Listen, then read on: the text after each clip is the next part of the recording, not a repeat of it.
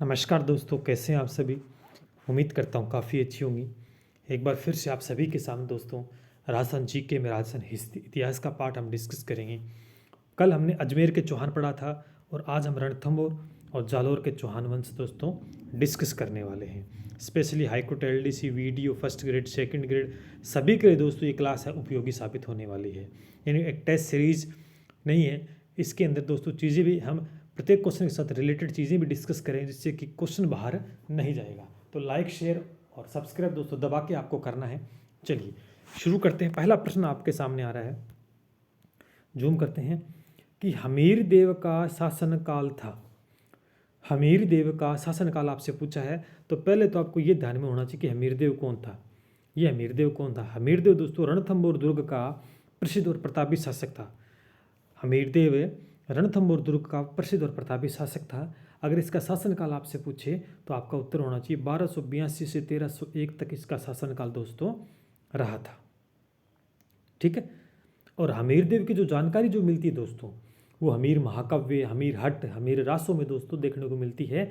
याद रखना, हमीर महाकाव्य थी उसके रचनाकार थे नयन चंद्र सूरी, हमीर हट के थे चंद्रशेखर और हमीर रासों के थे जोधराज। ये बात आपको ध्यान में रखनी है। चलिए आगे बढ़ते हैं।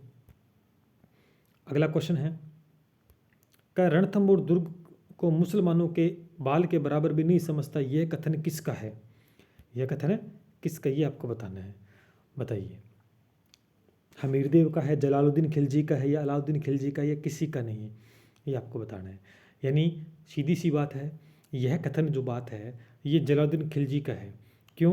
क्योंकि इस जलालुद्दीन खिलजी ने, क्योंकि दिल्ली का सुल्तान था और इसने रणथंभौर दुर्ग को जीतने के लिए हमीर देव पर 1291 और 92 में 2 बार आक्रमण किए।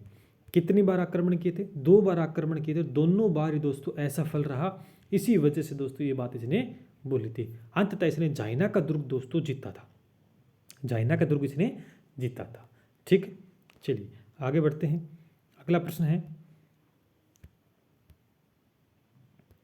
कह रहा रणथंभौर दुर्ग की कुंजी थी।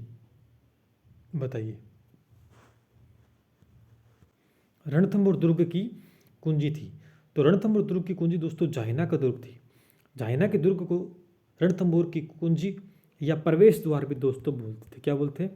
प्रवेश द्वार भी दोस्तों बोलते थे। ठीक है। रणथंभौर दुर्ग की कुंजी थी जिसे जाइना का दुर्ग कहते हैं, और जाइना के दुर्ग प्रवेश द्वार था रणथंभौर दुर्ग का और कुंजी भी थी। ठीक है, चलिए आगे बढ़ते हैं। अगला जो प्रश्न है कि रणथंभौर दुर्ग की स्थापना किसने की थी? रणथंभौर दुर्ग की स्थापना किसने की थी, ये उत्तर आपको बताना है। बताइए, अगर आपसे पूछता कि रणथंभौर के अंदर चौहान वंश की स्थापना किसने की, अगर आपसे पूछता कि रणथंभौर दुर्ग में चौहान वंश की स्थापना की, तो आपका उत्तर होता दोस्तों गोविंदराज ने। क्या होता? गोविंदराज होता। ठीक है, हो जाएगा। कब की थी? 1994, सॉरी 1194 के अंदर, 1194 के अंदर गोविंदराज ने रणथंभौर दुर्ग में चौहान वंश की स्थापना की थी। और दुर्ग की दोस्तों बात पूछी गई है, किसकी पूछी गई है? दुर्ग की। तो हमीर देव ने रणथंभौर दुर्ग की स्थापना दोस्तों की थी। ठीक है, चलिए आगे बढ़ते हैं। एकमात्र दुर्ग जिसमें जल जौहर हुआ, बहुत ही इंपॉर्टेंट क्वेश्चन है। एकमात्र दुर्ग जिसमें जल जौहर हुआ कौन सा दुर्ग है? रणथंभौर का दुर्ग। कौन सा दोस्तों? रणथंभौर का दुर्ग। क्योंकि क्या हुआ कि हमीर देव और अलाउद्दीन खिलजी का, इधर तो कौन था? हमीर देव था, और इधर कौन था? एक का मतलब होता है अलाउद्दीन खिलजी। दोनों के मध्य युद्ध होता है 1301 में। कब होता है? 1301 में दोस्तों युद्ध होता है। 1301, 11 जुलाई 1301 को युद्ध होता है, जिसमें अलाउद्दीन खिलजी की विजय होती है और हमीर देव है वो, उसकी हार होती है, वो मारा जाता है। और इसी चलते अलाउद्दीन खिलजी, सॉरी हमीर देव की पत्नी थी रंग देवी और पुत्री थी देवल देवी, इन दोनों ने जल जौहर कर लिया था। तो एकमात्र दुर्ग जहाँ पर दोस्तों जल जौहर हुआ था वो है रणथंभौर का दुर्ग। ठीक है, हो जाएगा। चलिए आगे बढ़ते हैं। राजस्थान का पहला साका। अच्छा, जब हमीरदेव और AK के बीच युद्ध हुआ और अलाउद्दीन खिलजी की विजय होती है और हमीरदेव मारा जाता है और पत्नी रंग देवी पुत्र देवल देव ने जल जौहर किया, तो वो राजस्थान का दोस्तों पहला साका था। कब हुआ? 1301 के अंदर राजस्थान का पहला साका दोस्तों हुआ था। ये आपको ध्यान में रखना है। और एकमात्र जल जोहर भी इसी दिन हुआ था। ठीक है, चलिए आगे बढ़ते हैं। थोड़ा छोटा कर लेता हूँ, क्वेश्चन बड़ा है थोड़ा सा। कह रहा है हमीरदेव ने किस विद्रोही मंगोल सेनापति को शरण दे, जिसके कारण अलाउद्दीन खिलजी ने 1299 में हमीरदेव पर आक्रमण किया। यानी अलाउद्दीन खिलजी ने अटैक किया था, आक्रमण किया हमीरदेव पे, तो कोई तो रीजन था। क्या रीजन था कि भाई अलाउद्दीन खिलजी था, इसकी पत्नी थी चिमना बेगम, इसकी पत्नी थी चिमना बेगम नाम से थी पत्नी, खूबसूरत थी काफ़ी। और अलाउद्दीन खिलजी इसका सेनापति था मोहम्मद शाह केबरू। अब इन दोनों को आपस में इन प्रेम हो गया, मोहम्मद शाह को और चिमना बेगम को। ये बात पता लग जाती है अलाउद्दीन खिलजी को। इसी वजह से मोहम्मद शाह कहाँ जाता है, हमीरदेव के पास आ जाता है, और हमीरदेव ने इसको शरण दे दी।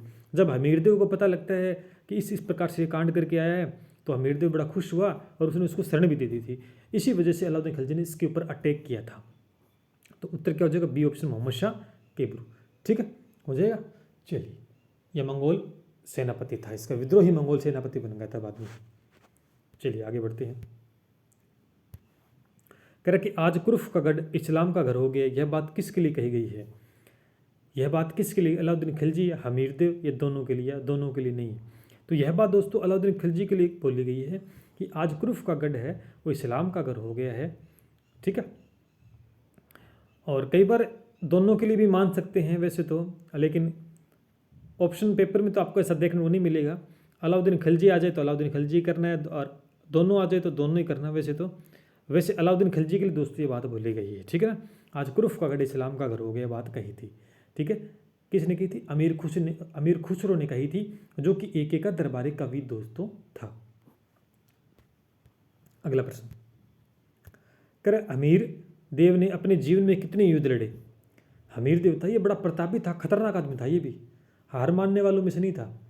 लेकिन इसको तो धोखा दे दिया था इसके सेनापति रणमल और रत्तीपार ने, क्योंकि अलाउद्दीन खिलजी ने क्या किया, धोखे से युद्ध जीता। उन्होंने सेनापति को लालच दे दिया कि तुम इस प्रकार से हमारी सहायता कर दो और फिर हम आपको सेनापति बना देंगे। तो कोई सेनापति नहीं बनाना था, वो तो एक लालच दिया था। तो हमीर देव ने तो कितने युद्ध लड़े ये आपसे पूछा गया है। तो हमीरदेव ने अपने जीवन में दोस्तों 17 युद्ध लड़े थे और 16 जीते थे। जीते कितने थे? 16 जीते थे और एक हार गया। और वो हारा किससे था? एक के से, अलाउद्दीन खिलजी से दोस्तों हार गया था।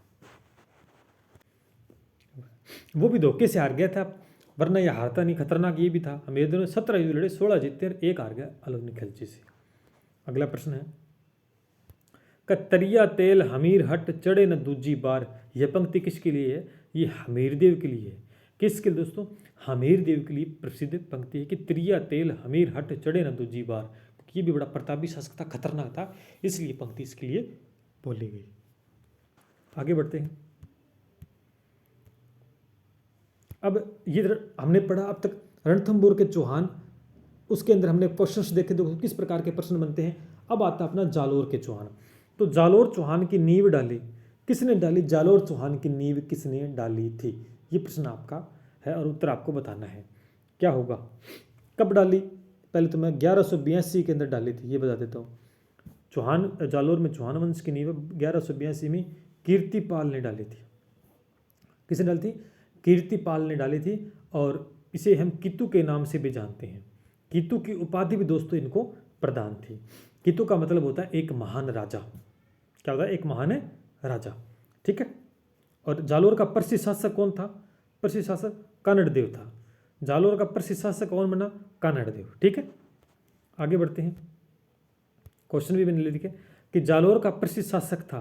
तो जालोर का प्रसिद्ध शासक दोस्तों कानड़देव था। अगर कानड़देव का शासनकाल आपसे पूछ लेता तो आपका उत्तर होना चाहिए कि 1305 से लेकर 1311 तक इसका शासनकाल दोस्तों रहा था। ये आपको ध्यान में रखना है।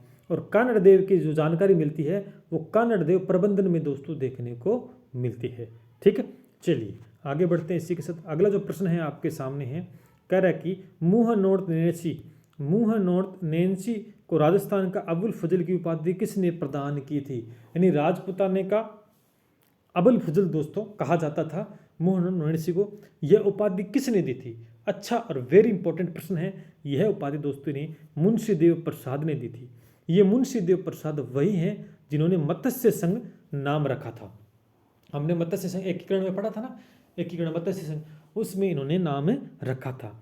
तो मुंशी देव प्रसाद ने इन्हें राजस्थान का अबुल फजल, राजपूताना का अबुल फजल दोस्तों कहा था। ठीक है, हो जाएगा। चलिए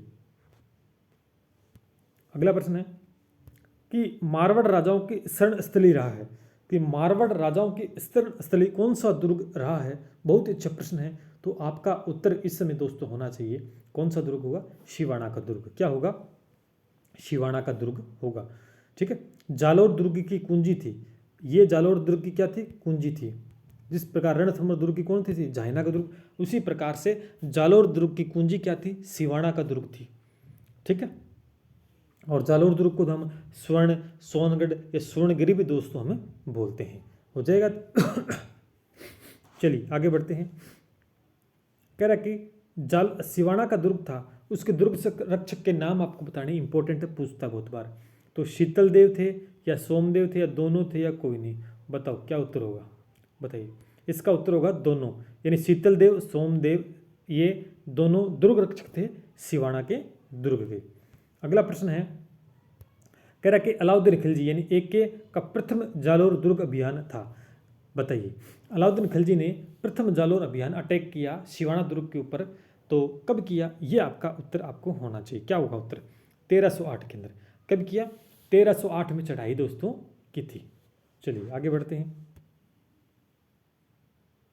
अगला प्रश्न है, कह रहा कि अलाउद्दीन खिलजी ने शिवाना दुर्ग को जीत कर क्या नाम रखा? यानी अलाउद्दीन खिलजी ने क्या शिवाना दुर्ग पे अटैक किया और उसको जीत लिया था। जीतने के बाद उसका नाम बदल दिया था, क्या नाम रखा था वो आपको बताना है। और सौंपा किसको था, किसको सौंपा था, ये भी प्रश्न बनता है। तो कमालुद्दीन गुर्ग को सौंप दिया था।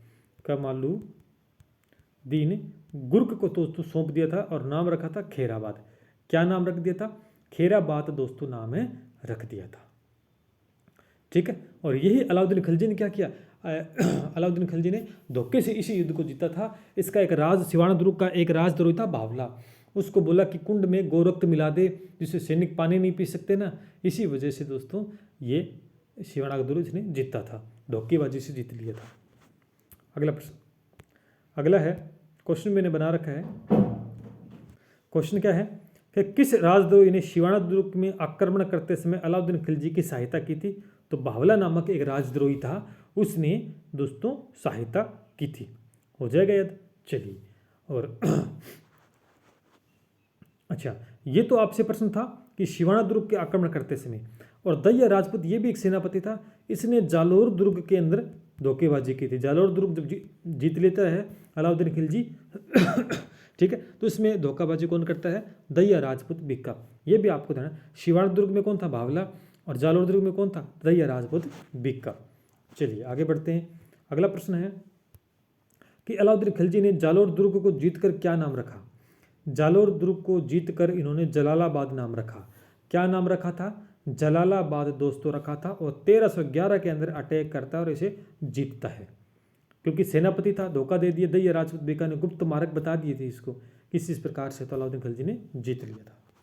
अगला प्रश्न है, कह रहा है कि अलाउद्दीन खिलजी की हरम की रानी फिरोजा की काल्पनिक प्रेम कहानी किसके साथ जोड़ी गई? तो आपका उत्तर होगा बिरमदेव। ये बिरमदेव कौन था? ये कानड़ देव का पुत्र था, इसके साथ जोड़ी गई थी। और बिरमदेव ने अलाउद्दीन खिलजी के डर से आत्महत्या दोस्तों कर ली थी, क्योंकि कानड़ देव को मार दिया। अब बिरमदेव डर गया कि मुझको मारेगा, तो उसके मारने से पहले इसने आत्महत्या दोस्तों कर ली थी। अगला प्रश्न, सिरोही में जालोर चौहान वंश की नींव किसने डाली? सिरोही में चौहान वंश की नींव है वो किसने डाली? ये आपका उत्तर होगा। तो कब डाली? तो 1311 ईस्वी के अंदर डाली। सन बता देता हूँ। किसने? लुम्बा चौहान ने। किसने? लुम्बा चौहान ने डाली थी। अगला प्रश्न है कि नागौर दरबार में बूंदी के किस शासक ने अकबर की अधीनता स्वीकार की थी? अकबर की अधीनता किसने स्वीकार की थी? तो सुरजन सिंह हाड़ा ने स्वीकार की थी। कब? 1570 के अंदर सुरजन सिंह हाड़ा था, उसने अधीनता स्वीकार की थी। तो ये आपका हो गया है रणथंभौर और जालौर दुर्ग। इसके आंसर भी मैंने दे रखे हैं और पीडीएफ आपको मिल ही जाएगी मेरे टेलीग्राम चैनल पर, तो जाके ज्वाइन कर लेना अभी दोस्तों। तो ये आपका अजमेर का चौहान और रणथंभौर जालौर के चौहान मैंने आपके सामने कंप्लीट कर दिए हैं। अब कल की क्लास में दोस्तों क्या रहेगा, पूरा मेवाड़ का इतिहास, पूरा दोस्तों मेवाड़ का इतिहास हम डिस्कस करेंगे पूरा एक साथ। सारे प्रश्न जितने बनते 40 45 50 जितने भी क्वेश्चंस बनेंगे ना, वो सारे के सारे मेवाड़ का इतिहास एक ही क्लास में खत्म कर देंगे। और बेहतरीन क्लास दोस्तों होने वाली है, तो जुड़ना मत भूलिएगा उस क्लास से। चलिए मिलते हैं कल। जय हिंद, जय भारत, और लाइक शेयर दोस्तों आपको करते रहना है।